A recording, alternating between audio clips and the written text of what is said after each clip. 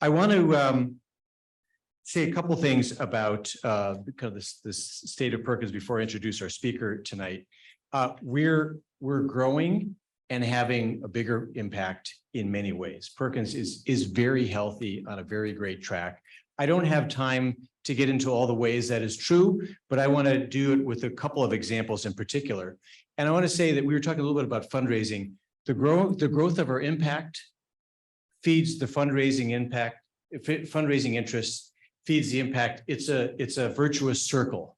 And the kind of work we're doing now, the impact, is taking us to new audiences, new donors, and new geographies, not only to have a greater impact, but consciously it's going to help us raise more funding to do more of the work of Perkins. So let me give you two examples of that. One from international and one from educational programs. In international, we've, I'd say, refined our model this year. And Katie's a program that Katie Holland and her team began in Mexico, very predictably going from public school and growing our impact out, has been so effective. It's now the model we're using in every one of our countries. Donors are taking notice, the Lego Foundation and many others. We're really raising our visibility in the international arena. We're taking bigger swings at the bat in terms of bringing in institutional donors. And I hope to tell you a lot of exciting stories about that when we get together next time. But for this past year, we did the math and we've reached 1.2 million children around the world. And that's just the biggest number we've ever reached with our international programs. And we're not done. So thank you. That's on the international side. And here in the US, we've talked about the CVI, really the crisis in special education that CVI has created. Our CVI Center has created a tool, an assessment tool, that's about to be rolled out nationally to US special needs teachers, along with online education on how to use that tool and how to work with kids with CVI.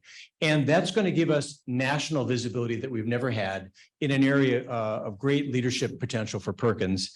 And I'm very excited about that. So more will come, but it's happening. The tool is tested, it's out. And so I proudly, I think it's going to bring in a lot of the donors that we need, but I proudly am wearing the Perkins pin, which all of you have on your seat, and you're welcome to wear in affiliation with an organization that's really taking off. Now, there's one more piece of this story, which is an already strong leadership team just got very strong, much stronger this past year with the addition of Sandy Lacey. And I want to talk to you about another area where Perkins is raising its national visibility and having a great impact, and that's the How Innovation Center. We've seen the problem of disjointed efforts to do things with new technology to help people with disabilities, and we finally said, we got to do something about this. We hired an innovation leader from the Boston area, and for more details, I'm going to turn it over to Sandy Lacey.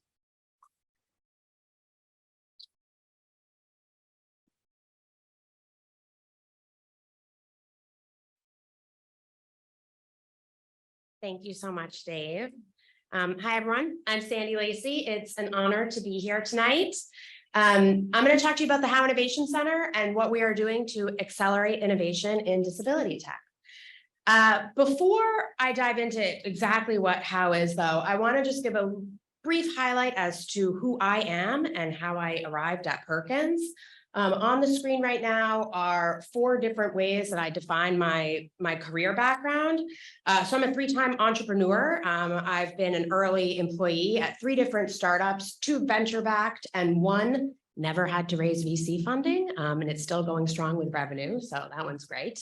But 2 of these I was a research analyst at, and this will be very relevant later when I talk about our strategy for the How Innovation Center.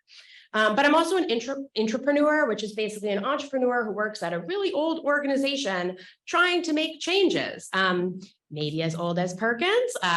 John Hancock, I ran the innovation labs there globally for 6 years, including the advanced technology practice for blockchain and artificial intelligence. I'm an educator, so I've been teaching entrepreneurship for 8 years, 6 years at Tufts, and the last 2 years at MIT Sloan, which is the business school at MIT. But most relevant to what we're doing here with the How Innovation Center, was the time I spent serving the Commonwealth of Massachusetts under Governor Deval Patrick. Basically, at the time, this was 14 years ago, we knew there were 4,000 clean energy companies here in the Commonwealth, but they weren't being supported by an ecosystem. Academia, all these other stakeholders were not being brought together to help accelerate innovation within that space. So I was brought on to figure out, how do we drive innovation in climate and clean energy without directly investing in startups? And today, Massachusetts is a leader in climate tech innovation. The world's largest climate tech incubator is located in Somerville with over 180 companies. So we're taking a proven recipe and we're applying it to the disability space. But what is disability tech? I just want to kind of level set with everyone and get us all on the same page. When I joined Perkins about 1.5 years ago, people were using this term, but if you Googled it, no definition popped up. So I thought, okay, we need to change that, and we actually need to define what this is. So it's basically when you take the traditional assistive technology and adaptive technology, but you layer on inclusive technology. What is inclusive technology? Think about a company that's trying to remove bias in the hiring process using AI. This, you might not think of a traditional company that's going to benefit people with disabilities, but the reality is, let's say that company is founded to fix the gender imbalance in software engineers. If that company is successful, their technology innovation will absolutely benefit people with disabilities. So it's more about systemic change when you think about inclusive technology. And our initial research shows that over $4 billion went into this sector last year alone in just early stage investments, so pre-seed and seed stage deals. So it's a real sector with money flowing in. And we'll talk more about what's behind these numbers and research in a little bit. But what's an innovation ecosystem, right? This term I've used, you've heard it.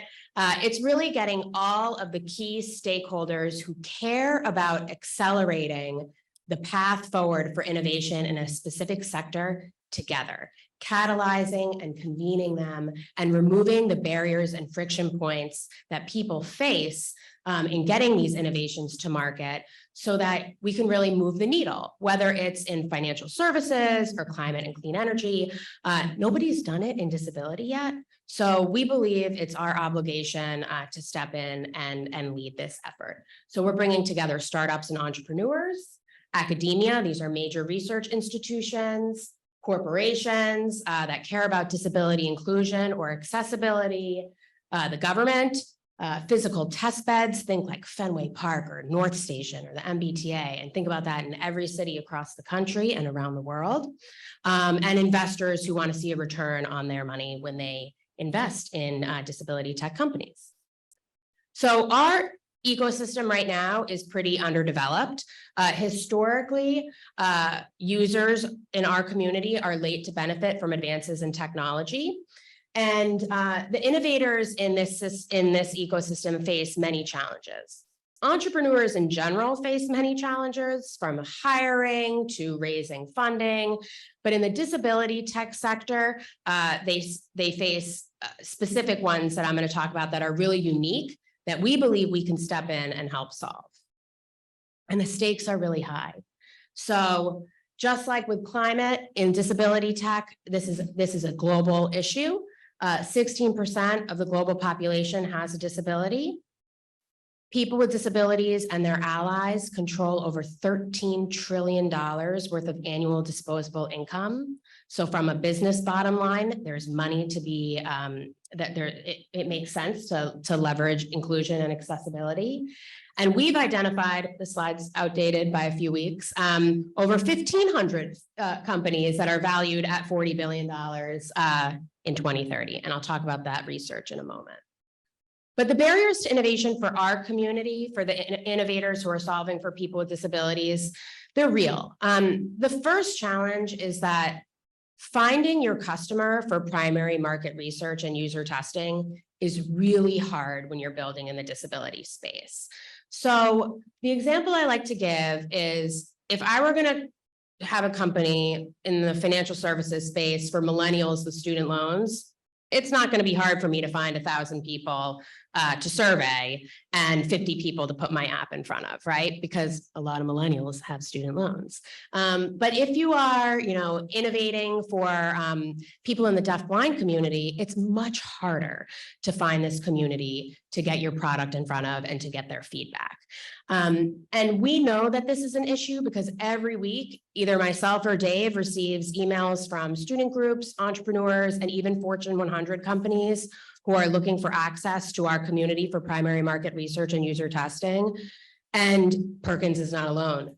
Literally every disability organization I've spoken with gets the same kind of inbounds, whether it's spinal cord injury or Cerebral Palsy Alliance. They're all getting these requests, but they're not built to meet these requests. They're built to meet the needs of the community that they were designed to serve, right? So oftentimes innovators who are trying to design with inclusion in mind, their requests to do so aren't being met. Now, if an entrepreneur is building specifically in the disability tech space, they will find a way. They will come to Perkins and find Marguerite and say, hello, I need to talk to you about your area of expertise. Or they will infiltrate Facebook groups, they will find a way.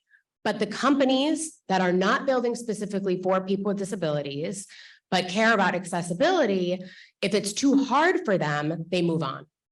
And we believe we can make it a lot easier to build with and for people within our community. The second barrier to innovation that's very unique in our community is that daily, persistent problems of work, daily living, education, they're largely misunderstood by the innovation ecosystem and innovators in general. On the slide right now are a bunch of company logos on the left. All of those companies are innovating in the space of navigation for the visually impaired. So we've identified 106 companies that are trying to crack the nut on navigation for the visually impaired. But we've only found one accessible pregnancy test. And it's not in the market, and the FDA is requiring them to test with 400 women who are visually impaired of childbearing age in order to get on the counter. And so this is a problem. There's a lot of great activity in an area that could be an accelerant, navigation, but why aren't there accessible pregnancy tests on the market? Big companies haven't designed with accessibility in mind, and innovators don't think of it because it's not an obvious problem. So we believe we can amplify the lived experience and crowdsource some of these problem statements so that we can embed them in MBA and design programs across the US so that more well-intentioned entrepreneurial efforts are channeled toward problems that our community believes should be addressed. And usually these innovations, for the most part, they don't necessarily just stay within the community of people with disabilities. On the screen right now are a bunch of examples of innovations that originated in the disability community that we all use throughout our lives, whether we have a disability or not. If you've sent a text message, if you've used voice to text, if you've pushed a stroller and used a curb cut, if you have a toddler like I do and bendy straws are your best friend, these are all innovations that originated with people with disabilities, but guess what? They're ubiquitous today. And we believe that if we do our job right, we can see more of these. So that's what the How Innovation Center is doing. We're strengthening this ecosystem around disability tech. And we've already have a significant amount of momentum for a team of 2. We have a database of 1,500 companies. This is a proprietary database that we built. For each company, we know where they're located, how much money they've raised, what kind of innovation they have, who invested in them, if they're shipping a product. And because of my background as an analyst, we've been able to run some really interesting intelligence that the market is telling us they are finding incredibly valuable. So we're going to strengthen the ecosystem with a strategy of 4 unique pillars. Research, which I'm going to dive into in a bit more detail, amplifying the lived experience, supporting innovators, and expanding our reach. So amplifying the lived experience, we've already talked about how we could crowdsource problem statements. We could convene a community of end users to meet that problem statement that we know innovators have because they're knocking on our door weekly saying, hey, can we have access to your community? We are also supporting innovators and expanding reach. So this is where I took a strategy that was really informed by my own experience in tech. So I've been in tech for almost 2 decades, and it wasn't until year 18 I heard the word accessibility. That's a major problem. So I want to take the disability inclusion story and I want to bring it to the broader tech community, because my bet is not that every person we meet in the broader tech ecosystem will go build a disability tech company. But I think after hearing us talk, they'll think about disability inclusion and everything that they do moving forward in business. And that can have a huge ripple effect.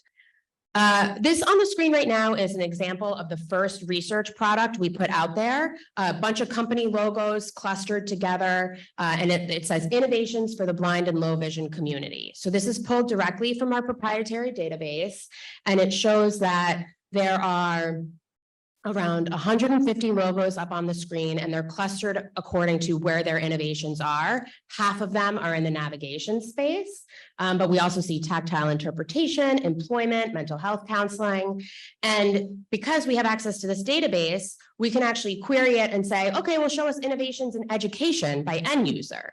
So now on the screen are 3 different circles where we see companies that are innovating in education, specifically for kids with visual impairments, or specifically for kids on the neurodiverse spectrum or auditory. And so we can do this across a variety of different polls and queries.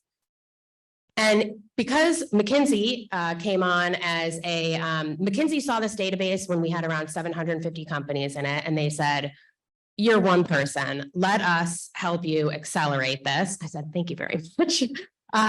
We released a white paper, which I will get to in a moment. But basically, we've now determined that the market is over $4 billion went into it in 2022 in just early stage investments, and it's anticipated to be valued at $40 billion in 2030. On the screen right now is an image of the white paper that we released in September at TechCrunch Disrupt.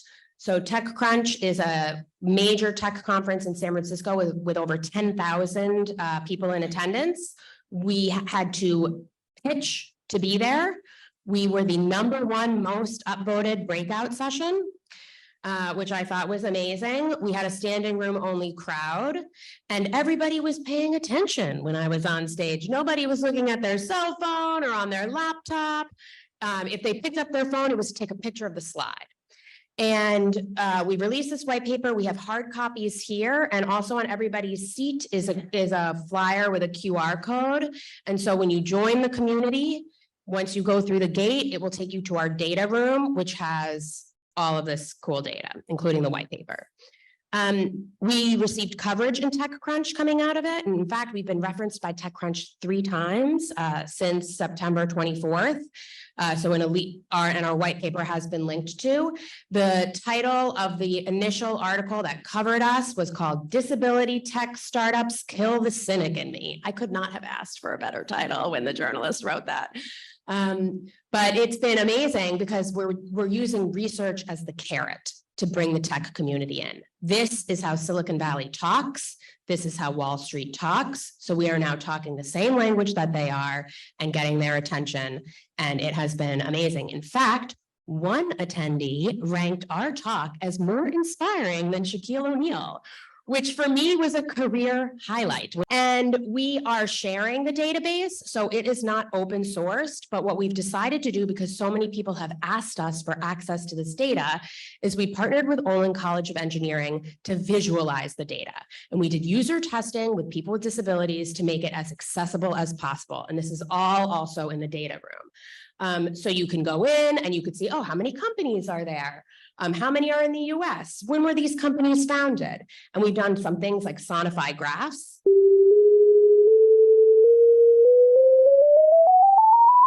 Which I don't know about you, but I just enjoy that anyways. And it makes me wonder, why is it a graph in the New York Sonify, right? Something that 5 years from now, if we're successful with our messaging, we will see that. And our community is growing and diversifying. So here is my amazing growth chart. Team of 2 plus the amazing, I want to give credit to our marketing and development team who has been beyond supportive in making this happen. But we have over now, as of today, over 530 members of the Howe Innovation Center community.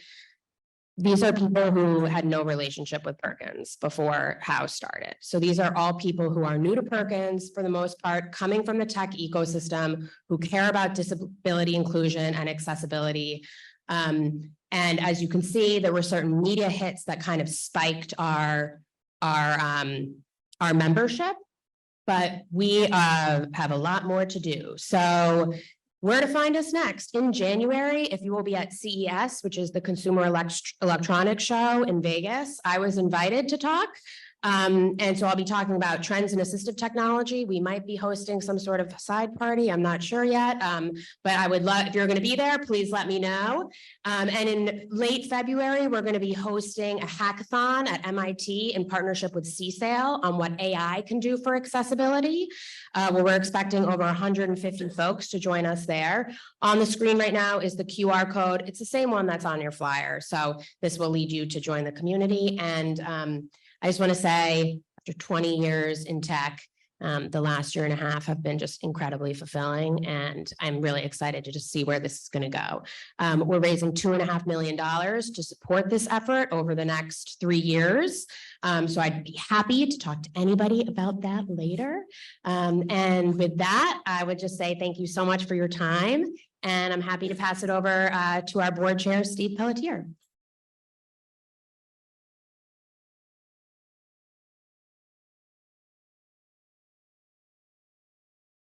Thank you very much, Sandy, and good evening, everybody. It's great to see you here. Thank you so much for everything that you have done, that you're doing now, and that you'll continue to do for Perkins. I've been associated with Perkins in one way or another for, I guess, getting close to 20 years now, 17, 18 years. And I know that makes me a newcomer compared to many people here in the room, but I can say with a lot of conviction that Perkins is based on the firm belief that every child can learn anywhere, every child, anywhere. And I think Perkins is doing more and is better positioned for future success to make that belief a reality, better than I have ever seen before. A lot of that, of course, is due to the work of Dave and an outstanding leadership team, but it's also because of your support and what you do as a corporation and as a board of trustees to support that management team in really changing the world.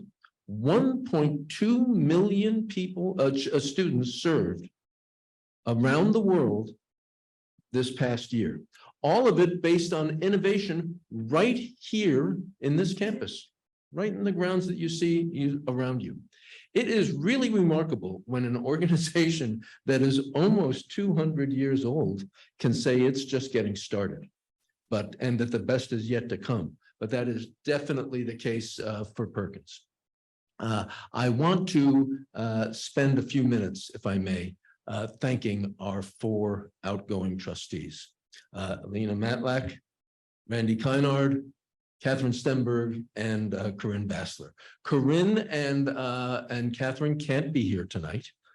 They are respectively in Paris and South Sudan, which I think is about the opposite extreme when it comes to the global development curve.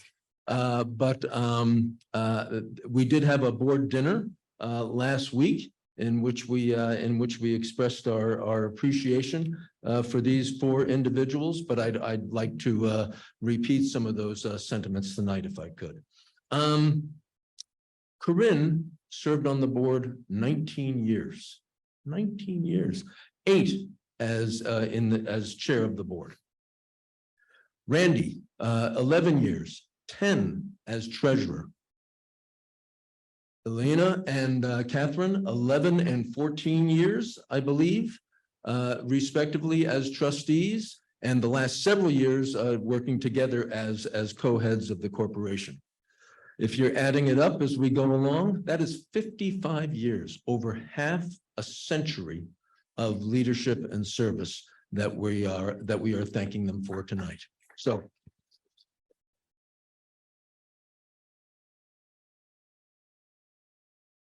Some individual comments. Elena and Catherine have been absolutely instrumental in a couple of areas. Serving as co-chairs of the corporation and also deep involvement in a number of different capacities in Perkins fundraising efforts. I say a number of different capacities because that includes the trust board, the gala committees, the capital campaign, and their own personal philanthropy. And they're with that work and with their work in the corporation, making sure that Perkins has the corporate talent and the board talent. They have really been instrumental to Perkins' success for a great period of time. And if I may, I'd also like to personally thank Alina in my role, taking on the role of board chair over the past year. She has been an invaluable source of advice. She talked me into it, first of all, and then she's been an invaluable source of advice. So, Randy has been taking care of our endowment. You saw from his own numbers up there, endowment support is about 20% of what Perkins brings to the table. Our ability to generate that kind of steady income flow is absolutely essential to our ability to do what we do. He's achieved that over a number of market cycles. I too come from the investment world, and I can say that I retired in 2020 because it all got to be too much for me. I couldn't take the agita anymore. But Randy has stood by it. They say the two best things to have in investing are a cool head and a steady hand. And wow, does he have that? So, Randy, thank you very much for what he's done. And as for Corinne, what can you say? I referred earlier to her service as a trustee and as chair, but it goes well beyond that.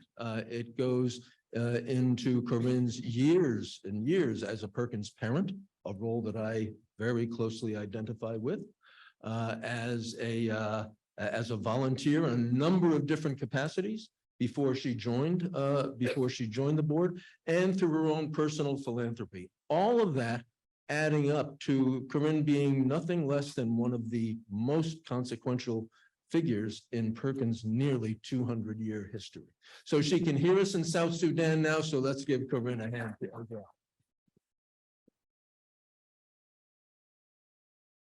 So, the one thing I will not say to these four individuals is goodbye. I will say thank you, and thank you for your service as trustees. And I understand that period is that we're transitioning there, but being members of the Perkins family is forever. So thank you so much for what you do, and look forward to many more years of continued contact and engagement with you. So thank you so much.